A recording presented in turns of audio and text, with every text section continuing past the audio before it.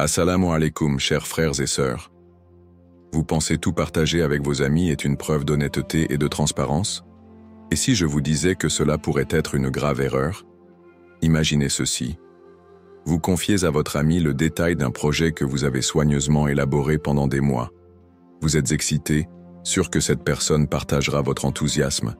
Mais quelques semaines plus tard, vous découvrez qu'il en a parlé à d'autres, ou pire, qu'il a repris l'idée à son compte. Que ressentez-vous à ce moment-là? Ou encore, vous confiez des détails très personnels à un ami en pensant qu'ils resteront entre vous deux. Mais ces informations finissent par alimenter des rumeurs dans votre cercle social.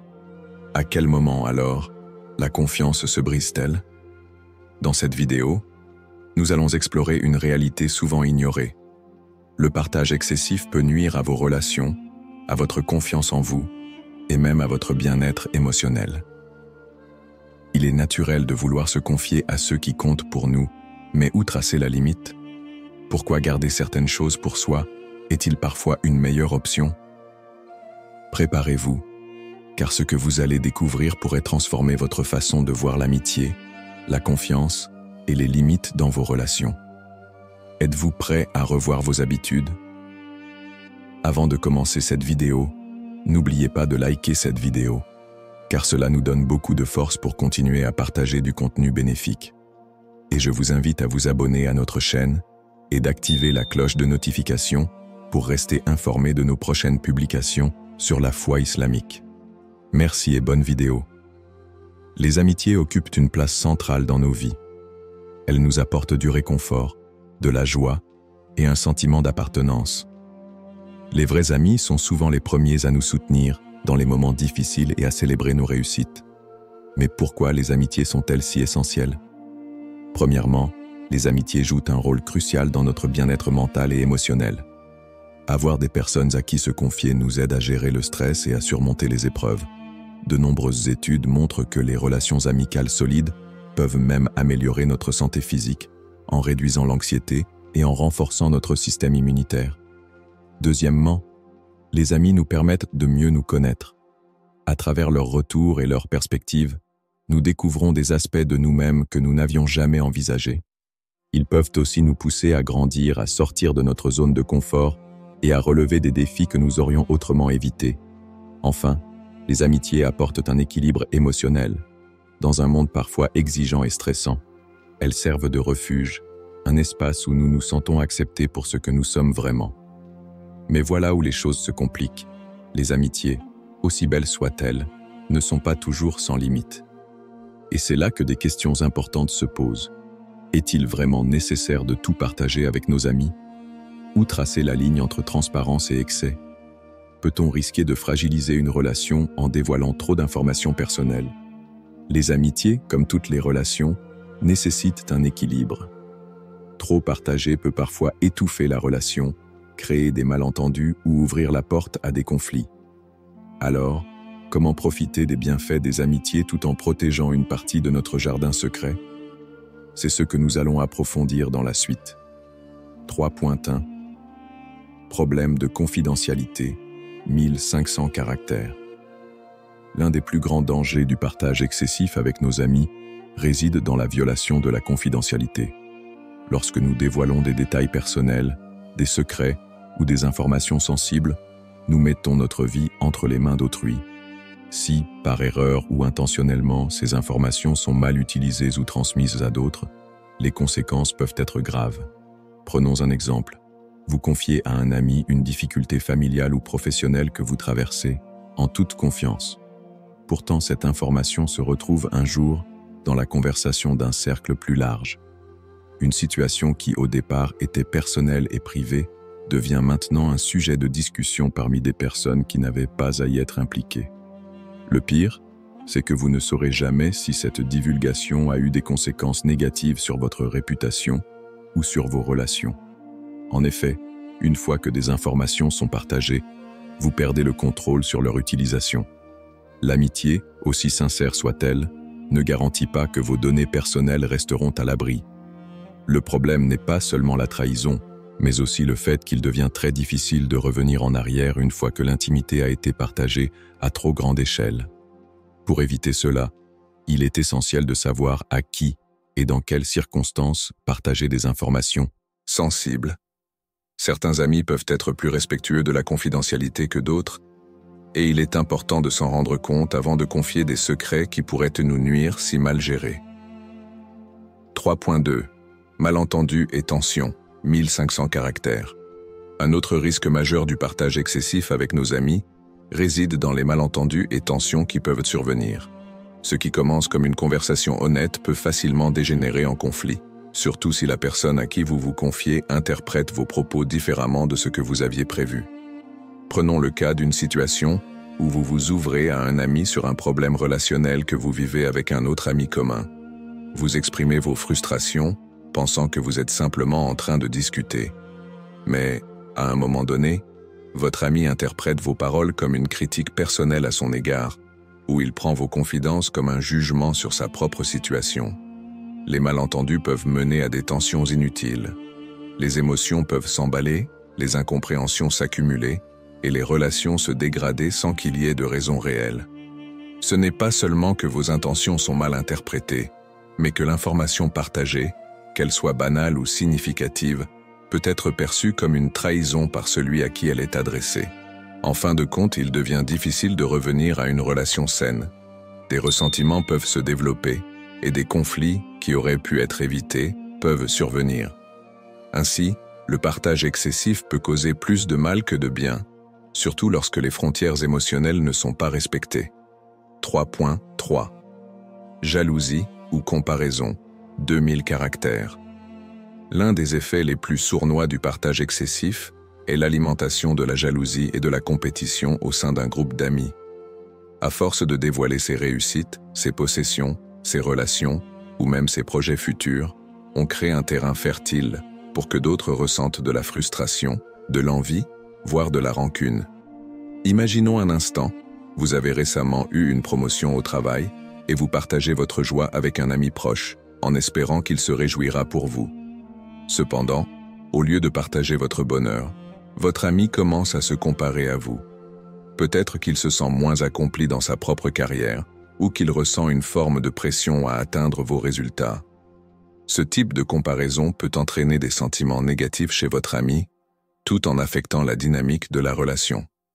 Il ne s'agit pas seulement des réussites matérielles ou professionnelles. L'intimité partagée peut également créer une hiérarchie invisible entre amis.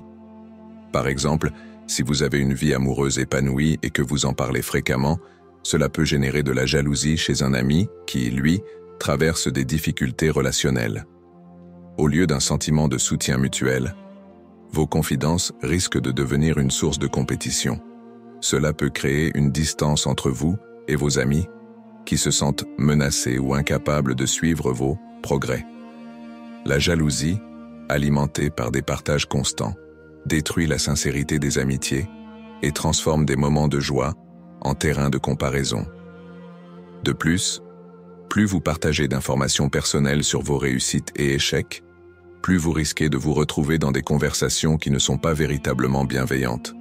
Les amis peuvent parfois se sentir obligés de répondre à vos partages, même si cela les place dans une position de compétition ou de ressentiment.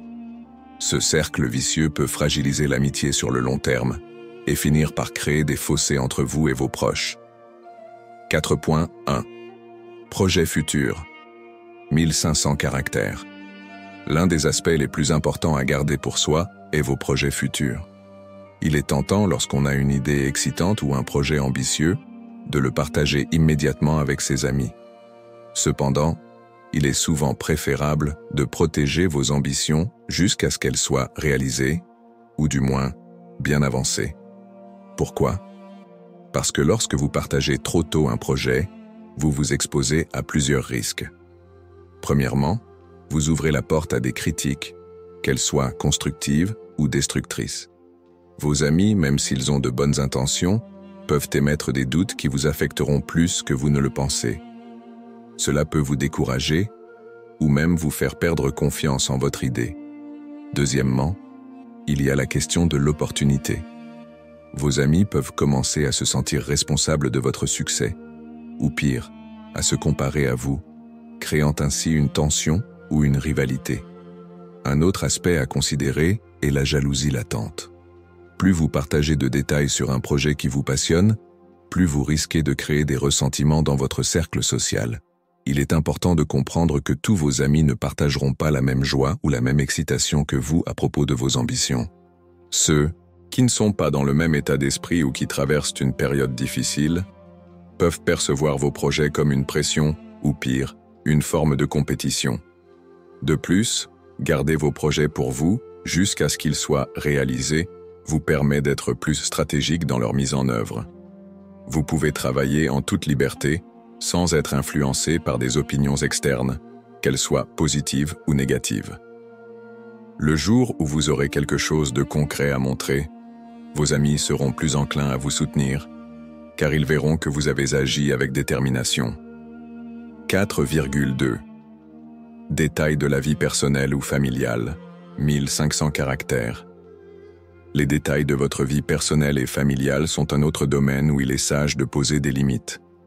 La tentation de tout partager avec ses amis, en particulier lorsqu'il s'agit de sujets émotionnellement chargés, peut être forte. Pourtant, certains aspects de votre vie doivent rester privés, non seulement pour protéger votre intimité, mais aussi pour préserver la stabilité de vos relations. Prenons l'exemple d'une difficulté familiale. Vous pourriez être tenté de parler de disputes familiales ou de problèmes avec un proche, cherchant du réconfort ou des conseils. Cependant, partager trop de détails personnels avec vos amis peut mettre ces derniers dans une position inconfortable. Ils pourraient se retrouver à prendre parti, à juger une situation qu'ils ne comprennent pas totalement, ou même à répéter vos confidences sans vouloir le faire. Une fois ces informations divulguées, il peut être difficile de revenir en arrière. De plus, parler trop souvent de votre vie personnelle peut créer un déséquilibre émotionnel dans vos amitiés. Si vous êtes toujours celui qui se confie ou qui demande du soutien, vous risquez de faire peser une charge émotionnelle sur vos amis. Ils pourraient se sentir épuisés ou incapables de vous aider de manière constructive. Il est important de se rappeler que la réciprocité est essentielle dans une amitié saine. Si vous ne laissez pas d'espace pour que vos amis partagent aussi leurs propres difficultés, cela peut créer une relation déséquilibrée. Enfin, certains aspects de votre vie doivent être protégés pour le bien de vos proches. Des informations personnelles concernant vos parents, vos enfants ou des membres de votre famille peuvent être trop sensibles pour être partagées, surtout si elles concernent des sujets privés ou intimes. Respecter la vie privée des autres est tout aussi important que de respecter la vôtre. Il est donc préférable de limiter ce que vous divulguez à ce niveau. 4,3 Secrets confiés par d'autres, 1000 caractères. Un autre domaine crucial où il est important de fixer des limites est celui des secrets confiés par d'autres. Lorsque vos amis ou proches vous confient des informations privées, il est impératif de respecter leur confiance et de ne pas les partager, même avec d'autres amis. Parfois, nous sommes tentés de raconter une histoire, de donner un conseil ou de faire part d'un secret à un ami commun pour obtenir un second avis. Mais une fois qu'un secret est partagé, il devient difficile de le garder totalement sous contrôle. Partager les secrets des autres, même avec les meilleures intentions, peut avoir des conséquences dramatiques. Cela peut entraîner des ruptures de confiance, des disputes, et même la fin de certaines amitiés. De plus, ne pas respecter les secrets confiés peut également ternir votre réputation, car les gens pourraient commencer à douter de votre discrétion et de votre loyauté. Il est essentiel de toujours demander l'autorisation avant de partager une information confidentielle. Si vous ne pouvez pas garder un secret, il vaut mieux éviter de l'entendre. Respecter la confidentialité est la base de toute relation solide, et cela est encore plus crucial lorsqu'il s'agit de protéger la confiance des autres. Les limites renforcent l'amitié, un équilibre nécessaire. Les limites, dans une amitié, ne sont pas une forme de distance ou de rejet. Bien au contraire, elles favorisent le respect mutuel, la confiance et la compréhension. En fixant des frontières claires, vous vous protégez tout en respectant les besoins et les sentiments de l'autre. Ce respect réciproque est essentiel pour entretenir des relations amicales durables et épanouissantes. L'importance de la confiance et du respect. La confiance est la pierre angulaire de toute amitié. Mais cette confiance ne peut se construire que si chacun respecte l'autre et ses limites. Les limites sont une manière de dire « je tiens à toi » et pour que notre relation soit saine, il y a des choses que je préfère garder pour moi. Cela montre que vous vous respectez et que vous êtes attentif à ce qui est important pour l'autre, tout en protégeant vos propres valeurs et besoins.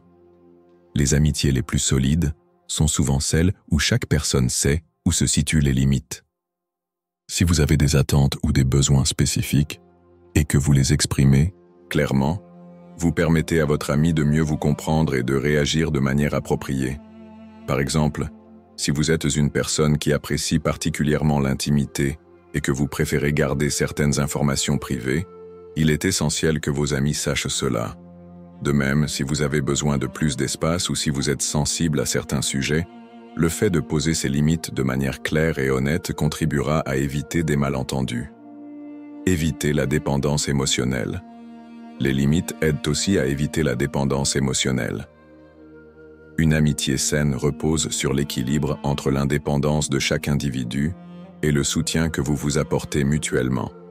Si vous ne posez pas de limites, vous risquez de devenir trop dépendant de l'autre pour votre bien-être émotionnel. Cela peut entraîner une relation déséquilibrée où l'un des deux amis se sent constamment sollicité et l'autre peut se sentir étouffé. Imaginez une situation où l'un des amis se confie constamment sans jamais s'arrêter, alors que l'autre n'a pas le temps ou l'énergie pour répondre à ses attentes émotionnelles. Cela crée une pression et le soutien devient un fardeau plutôt qu'une aide. En établissant des limites, vous faites en sorte que la relation reste un échange équilibré, où chaque partie peut se ressourcer et se préserver tout en étant présente pour l'autre quand c'est nécessaire. Éviter les conflits et préserver l'harmonie. Les limites permettent également de prévenir les conflits. En exposant vos attentes, vos besoins et vos valeurs dès le début de l'amitié, vous évitez les situations où des malentendus surgissent à cause de l'absence de communication. Les conflits surviennent souvent parce que l'on n'a pas pris le temps de clarifier les choses, de définir ce qui est acceptable et ce qui ne l'est pas. Par exemple, si l'un des amis a tendance à partager des détails personnels sur d'autres amis ou à répéter des confidences, cela peut rapidement devenir un sujet de friction. Si vous définissez une limite, comme le respect de la confidentialité, vous évitez cette situation et vous créez un environnement où chacun se sent en sécurité pour partager sans crainte de voir ses paroles trahies. De même, la question du temps passé ensemble ou des sujets abordés en société peut parfois créer des tensions. Un ami qui attend trop de votre temps ou qui ne respecte pas vos limites émotionnelles peut nuire à la dynamique de l'amitié. En établissant des frontières respectueuses, vous favorisez un environnement où chacun peut s'épanouir sans crainte de se sentir envahi ou jugé. Une amitié plus sincère et moins de pression. Un autre aspect important des limites est qu'elles permettent de rendre l'amitié plus sincère et authentique. En ne partageant pas tout et en respectant certaines frontières, vous évitez de jouer un rôle ou de vous forcer à être quelqu'un que vous n'êtes pas. Vous vous sentez plus libre d'être vous-même, car il y a une compréhension claire que certaines choses relèvent de votre vie privée et que cela ne nuit pas à la relation. Lorsque vous avez des limites claires, il n'y a pas de pression à être constamment disponible, à satisfaire les attentes de l'autre ou à vivre selon des critères extérieurs. Vous pouvez vous concentrer sur l'essentiel, sur les moments de qualité passés ensemble et sur la sincérité de vos échanges. Cette authenticité crée des liens plus profonds et plus solides, car elle repose sur une acceptation mutuelle des besoins de l'autre, tout en respectant vos différences. Conclusion. Les limites renforcent l'intimité. En définitive, les limites ne sont pas une barrière, mais un moyen de renforcer l'intimité et de cultiver des amitiés solides et durables. Elles permettent de maintenir un respect mutuel, de prévenir les conflits et de favoriser un équilibre sain dans la relation. En posant des limites, vous permettez à chacun de s'épanouir tout en préservant l'harmonie et la confiance. Dans une amitié, savoir où s'arrêter, quand se retirer, et ce qu'il est préférable de garder pour soi, peut réellement renforcer les liens et faire en sorte que chaque relation soit plus profonde et plus épanouissante. 6.1. Identifier les sujets sensibles. Le premier conseil pour un partage équilibré est d'identifier les sujets sensibles. Avant de vous confier à vos amis, il est essentiel de réfléchir aux informations que vous êtes sur le point de partager et de vous demander « Est-ce que ce sujet est vraiment nécessaire à discuter ? Est-ce que cette information pourrait mettre mal à l'aise la personne à qui je parle ? » Certaines informations, qu'elles soient personnelles, familiales ou professionnelles, peuvent être délicates à partager. Par exemple, des sujets comme les difficultés financières, les problèmes de santé ou les tensions familiales sont des éléments qui peuvent affecter non seulement la personne à qui vous vous confiez, mais aussi d'autres personnes impliquées. Si un sujet semble pouvoir causer du stress ou de l'inconfort à votre ami, réfléchissez à 2 fois avant de le partager. Il est aussi utile d'être attentif à la situation émotionnelle de votre ami. S'il traverse une période difficile, il pourrait ne pas être le meilleur récepteur pour vos propres problèmes. Identifier ces moments sensibles vous permettra de respecter vos amis tout en préservant votre propre espace. 6,2. Adapter son partage selon les situations, 1000 caractères. Le deuxième conseil consiste à adapter votre partage en fonction des situations. Certaines informations peuvent être partagées librement dans un cadre intime et détendu, tandis que d'autres doivent être conservées pour des conversations plus sérieuses ou privées. Par exemple, il est normal de discuter de votre journée de travail avec vos amis lors d'une sortie décontractée, mais si vous traversez une période difficile sur le plan personnel ou professionnel, il peut être plus sage de choisir le bon moment pour partager ces sujets. Le contexte est primordial. Une discussion en groupe n'est pas le meilleur endroit pour partager une difficulté personnelle ou une inquiétude qui nécessite une attention plus profonde. Évitez de trop en dire lorsque la situation ne s'y prête pas. Dans des moments de détente, privilégiez les conversations légères et joyeuses. En revanche, si vous ressentez le besoin de vous ouvrir sur des sujets plus intenses, assurez-vous que l'environnement soit propice à une discussion intime et respectueuse. 6.3. Encouragez la communication équilibrée. 1000 caractères. Le dernier conseil pour un partage équilibré est d'encourager une communication mutuelle et respectueuse. Pour qu'une relation amicale soit saine, il est important que les 2 parties puissent s'exprimer librement et en toute sécurité. N'ayez pas peur de dire à vos amis ce que vous ressentez et ce qui vous semble important, mais faites-le également de manière respectueuse. L'écoute active et l'empathie sont essentielles. Il est également utile de poser des questions ouvertes pour encourager l'autre à partager. Cela permet d'établir un dialogue équilibré où chacun se sent écouté et compris. Par exemple, au lieu de dire simplement « je veux te parler de quelque chose », vous pouvez dire « j'aimerais connaître ton avis sur ceci. Qu'en penses-tu » Cela ouvre la conversation à un échange plutôt qu'à un monologue. Enfin, soyez attentifs aux signaux non-verbaux de vos amis. Si vous sentez qu'ils ne sont pas à l'aise ou qu'ils sont réticents à parler, il est important de ne pas insister. Respectez leurs besoins d'espace et comprenez que la communication équilibrée se fait aussi par la reconnaissance des limites des autres. Conclusion. Préservez vos amitiés en posant des limites. Les amitiés sont des trésors précieux, mais pour les garder saines et durables, il est essentiel de comprendre que poser des limites n'est pas un signe de faiblesse, mais un acte de respect, tant envers soi-même qu'envers l'autre. Si vous partagez tout sans réfléchir, vous risquez de nuire à la qualité de vos relations et de vous exposer à des malentendus, des tensions, voire des ruptures. En revanche, en identifiant les sujets sensibles, en adaptant votre partage à chaque situation et en encourageant une communication équilibrée, vous renforcez la confiance, le respect mutuel et la sincérité dans vos amitiés. N'oubliez pas que les limites sont un moyen de préserver l'intégrité de chaque individu, de garantir un espace personnel et de permettre à chacun de s'épanouir dans la relation. Elles vous permettent d'avoir des échanges authentiques, sans pression, où chaque personne peut se sentir en sécurité et respectée. Alors, la prochaine fois que vous vous apprêtez à partager quelque chose avec un ami, demandez-vous, est-ce vraiment nécessaire ? Est-ce que cette information servira notre amitié ou risquerait-elle de la fragiliser ? En prenant le temps de réfléchir à ces questions, vous faites un choix pour préserver des liens solides et durables. Les amitiés les plus profondes se construisent sur la confiance, l'écoute et surtout, le respect des limites de chacun.